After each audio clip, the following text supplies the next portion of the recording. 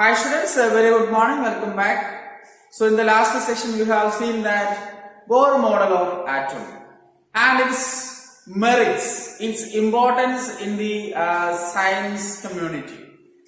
So today we are going to discuss about the limitations of Bohr theory or drawbacks of the Bohr theory.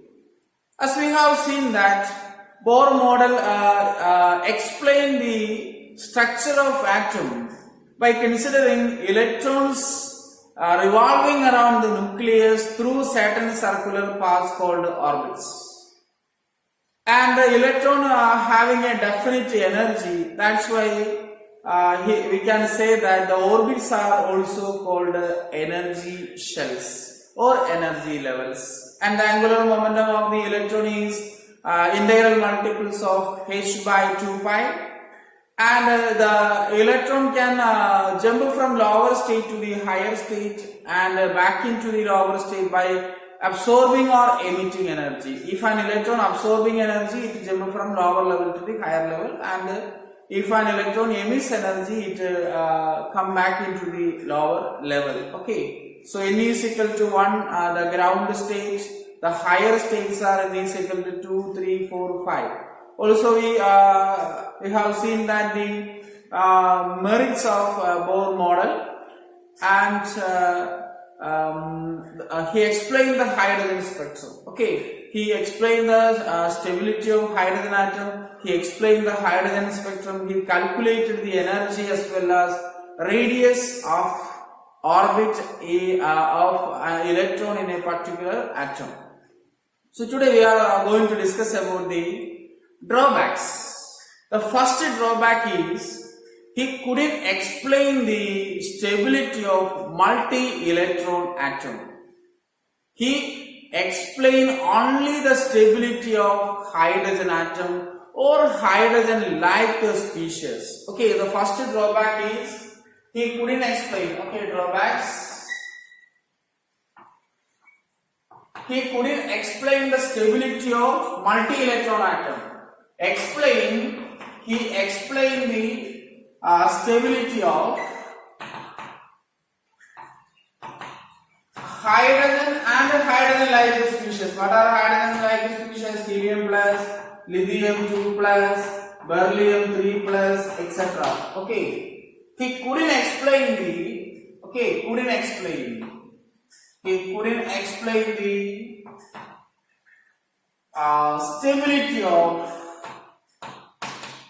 stability of multi-electron system, multi-electron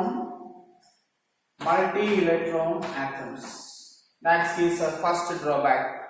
Okay, the second one is he couldn't explain the spectrum of multi-electron atoms or multi-electron system. He could explain the spectrum of hydrogen atom. Okay, but he couldn't explain the spectrum of other elements. That's the second drawback. Okay, the second drawback is couldn't explain the spectrum of multi-electron atoms or multi-electron elements. That's the second drawback. Okay, he successfully explained the hydrogen spectrum, but he couldn't explain the spectrum of other elements. Are you clear? Yes. Then the third drawback is he couldn't explain the fine spectrum of hydrogen. We know the spectrum of hydrogen in hydrogen spectrum: Lyman series, Balmer series, Paschen series, Brackett series, Pond series. In this series, some lines are arranged in the increasing order of wavelengths or decreasing order of frequencies. Again, more sophisticated spectroscopy used to analyze the spectrum, fine spectrum of hydrogen is obtained. That spectrum couldn't explain by the Niels Bohr. So fine spectrum couldn't explain by the Niels Bohr. The third important drawback is couldn't explain fine spectrum of hydrogen. Fine spectrum. Hydrogen and other atoms. Okay, fine spectrum means in the different series, some lines are very closely arranged. Okay, so fine spectrum couldn't explained by the Niels Bohr. That's a third drawback. And the fourth important drawback is he couldn't explain the Zeeman effect and the Stark effect. Okay, two effects. One is Zeeman effect. Zeeman effect and Stark effect. What is Zeeman effect? The splitting of spectral line in the magnetic field. Okay, splitting of spectral line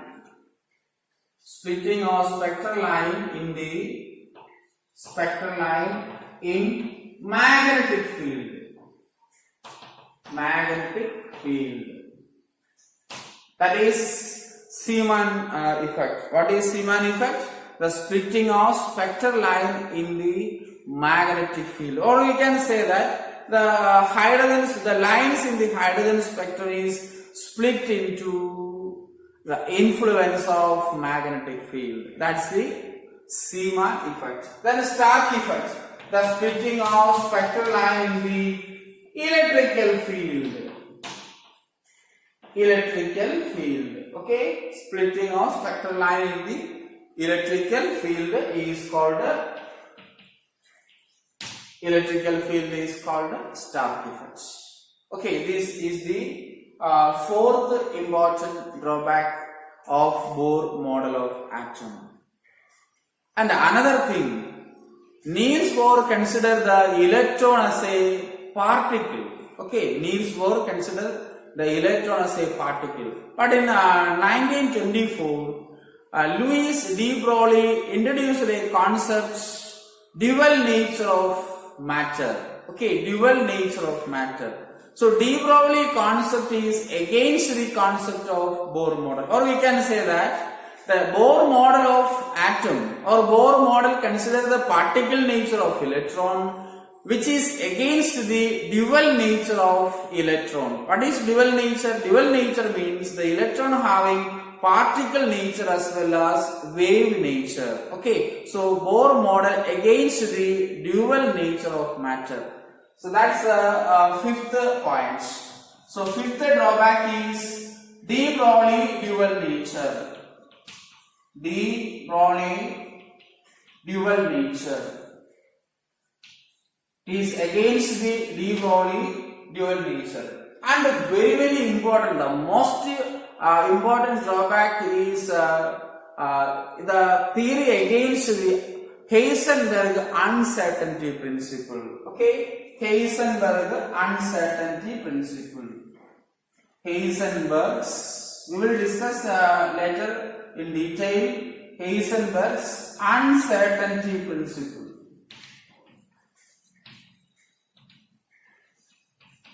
Okay, so these two are very important. That's lead to the quantum mechanical model of atom. Okay, so Bohr model couldn't explain the dual nature of matter, or we can say that Bohr model is against the dual nature of matter, since Bohr model considers the electron as a particle, and Bohr model is against the Heisenberg uncertainty principle. It is proposed in 1927. So in 1924, de Broglie suggested dual nature, and after 3 years, Heisenberg proposed his state and theory uncertainty principle. The two important concepts are against the Bohr model. So that's the important drawback of the Bohr model of atom. And another important drawback is he couldn't explain the ability to form molecules by the combination of atoms and their structures. Okay, he couldn't explain the ability to form molecules by the combination of atoms, and also he couldn't explain the structure of molecules. Okay, structure of hydrogen atom he explained, but he couldn't explain the structure of molecules. So these are the important drawbacks of Bohr theory, that's lead to the quantum mechanical model of the atom. Okay, so next we discuss about the quantum mechanical model of atom.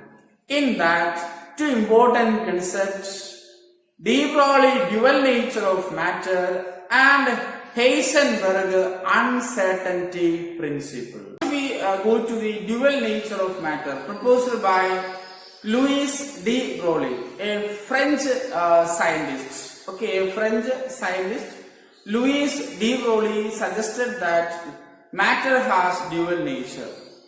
As you know that in 1905, Einstein suggested that light has dual nature. Okay, in 1905, Einstein suggested that light has dual nature. What is dual nature? Light has wave character as well as particle character. Particle character is proposed by Newton, which is called the corpuscular theory, and wave nature of the electromagnetic spectrum, okay, is proposed by Maxwell. So Einstein suggested that light has dual nature. Okay, back into the de Broglie concepts. So de Broglie extended this concept into the matter waves. Okay, accepted this concept into the matter waves. So he suggested that electrons, protons, etc. have dual nature. Okay, electron, proton, etc. Microscopic particles having dual character, wave nature as well as particle nature. What is dual character? Wave nature as well as particle character. So he derived a relation between the wavelength of the particle and momentum of the particle. Okay, so he derived a relation, lambda, wavelength lambda is equal to h by mv, or lambda is equal to h by momentum. You know that mass into velocity is momentum. So he derived a relationship between the wavelength and mass and velocity. Okay, or we can say that wavelength and momentum. So very simple concept, dual nature of matter. And how this equation derived? Okay, simple derivation. You need not copy or study the derivation.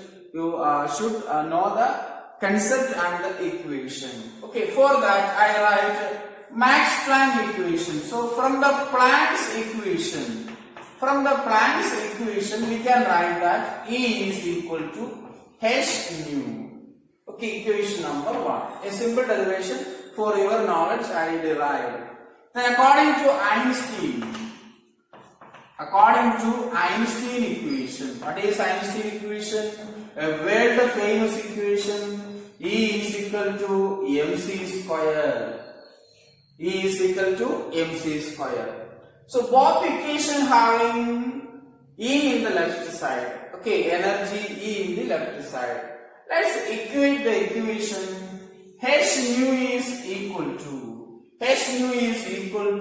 mc square. Okay, then you know what is nu? What is nu? C by lambda. Okay, C by lambda is equal to mc square. One C can be cancelled. We get, I write here, we get h by lambda is equal to mc. H by lambda is equal to mc, where c is the velocity of light. Then h by mc is equal to lambda. Rearranging the equation. Or lambda is equal to h by mc. This equation satisfies only for light. Wavelength lambda is equal to Planck's constant divided by mass of the photon and velocity of the photon. That is light. Photon means light. And he extended this equation into the matter wave. For matter, okay, for matter, lambda is equal to h divided by mv. Okay, and V is the velocity of the particle. Velocity of the particle. A very simple derivation. Okay, that's why we write the equation lambda is equal to h by mv. Also, we know that mass into velocity is momentum p. Okay, momentum p of the particle. A very simple concept, a very simple derivation. You don't study the derivation, you just understand how this equation is derived by de Broglie. Okay, so de Broglie concept is very important. So de Broglie consider electron as a wave as well as particle nature, and this concept is experimentally proved by Germer and Davison. Okay, Germer and Davison successfully experimented these concepts by electron microscope. Okay, high definition electron microscope is used to discover the wave nature of the electron. Okay, for that they take a X-ray diffraction of aluminum metal or any metal. Okay, X-ray diffraction of aluminum metal, the same metal is undergoing a beam of electron. Okay, so electron diffraction study shows that both X-ray as well as electron spectroscopy is similar. That's why they can suggested that, or they can experimentally prove that electron has wave nature. Okay, so electron having particle as well as wave nature, that is de Broglie concept. And remember that de Broglie concept is applicable only to microscopic particles such as electron, proton, etc. It cannot be applicable into the large bodies. Okay, it cannot be applicable into a cricket ball because it has high mass. Okay, the cricket ball is also in the wave nature, but the wave character is negligible. Okay, because of high mass. Remember that. De Broglie concept is applicable only microscopic particles such as electron, proton, etc. We cannot apply this de Broglie concept in the heavier objects such as cricket ball, the movement of cricket ball, football, movement of car, or heavier objects. It cannot be applicable. Okay? Concept is uncertainty principle. Heisenberg uncertainty principle. A German physicist, Werner Heisenberg, in 1927 proposed a theory or a principle which is known as uncertainty principle. We already discussed the Bohr model is against the uncertainty principle.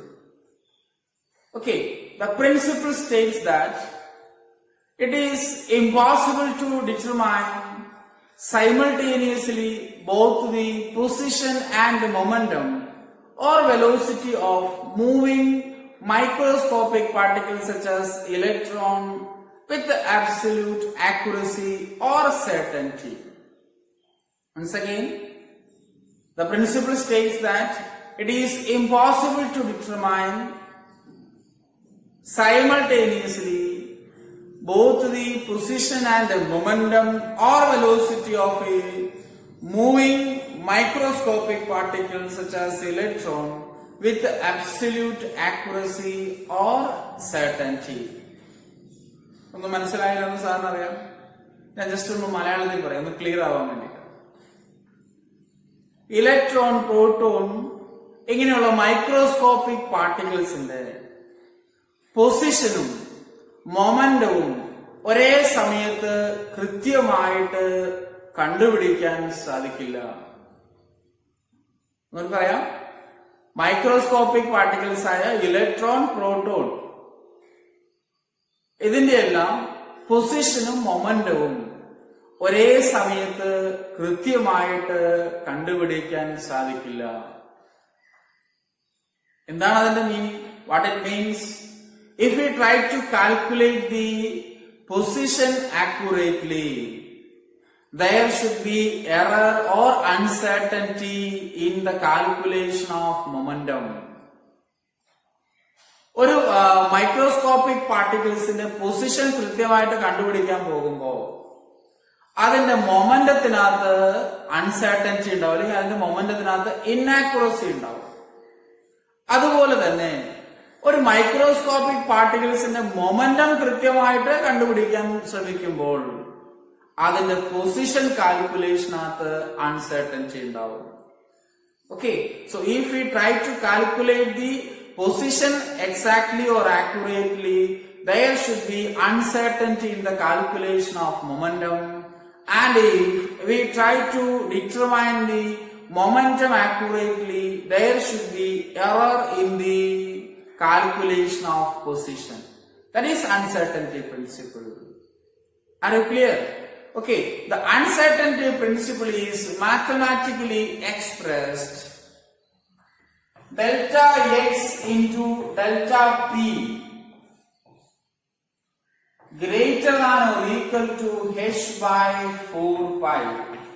It is also based on the Planck's quantum theory, where h is the Planck's constant. Also we know that, I will explain the terms later. Also we know that momentum is mass into velocity is greater than or equal to h by 4 pi. What is mass into velocity, momentum? Then, if a particle is moving or without any rest, the mass doesn't change. What will change? Okay, velocity changes. So we have to write this equation: delta x into mass of the particle into uncertainty in the velocity. Okay, the delta v greater than or equal to h by 4 pi. Or we have to write that delta x into delta v greater than or equal to h divided by 4 pi em. This is one of the equation. This is one equation. Okay, I explain this equation. Delta x is uncertainty in the position. Delta p is uncertainty in the momentum. What is delta x? Uncertainty in the position, and delta p is uncertainty in the momentum. H is Planck's constant, 4 and pi are constants. If we try to calculate the position exactly, what it means? There is a less uncertainty in the delta x, less value of delta x. There should be large value for delta p. Okay, delta x ന്റെ value നമ്മൾ കൃത്യമായിട്ട് കണ്ടുപിടിക്കാൻ പോയി. അപ്പോൾ delta x ന്റെ value small value, that means it is which is in accuracy. What happens? The larger value of delta p, that means uncertainty in the calculation of momentum, and vice versa. If the value of delta p is small, okay, if the value of delta p is small, which means there is accuracy in the calculation of momentum, so there should be uncertainty or a large value of delta x. That is uncertainty principle. Simple concept, you understand thoroughly. It is very useful for future discussion. Quantum mechanical model. So the delta x, mass into velocity, momentum is mass into velocity. So change in velocity, mass doesn't change. So change in velocity we can apply. So delta x into em into delta v is equal to h divided by 4 pi, greater than or equal to. Okay, then delta x into delta v greater than or equal to h by 4 pi em. Okay, so this is against the Bohr model of atom. Bohr model suggested that there is a definitive path, okay, a certain circular definitive path around the nucleus. According to uncertainty principle, we cannot calculate the position accurately. Okay, we cannot calculate the position accurately. That's why Bohr model is totally against the uncertainty principle. That is a main problem for the failure of Bohr model of atom. Okay, so this is very significant. So next we move to the significance of uncertainty principle. Okay, remember that Niels Bohr proposed that a well-defined trajectory paths. Okay, electron having a well-defined path, it is against the uncertainty principle because it is impossible to determine the position and the momentum with absolute accuracy. Okay, so the significance of uncertainty principle is uncertainty principle is applicable only microscopic particles.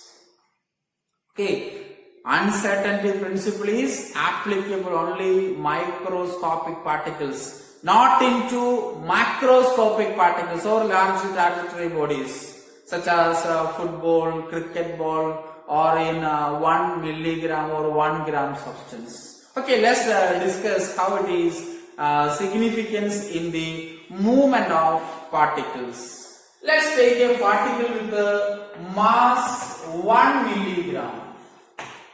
Okay, let's take a particle with a 1 milligram, very low weight.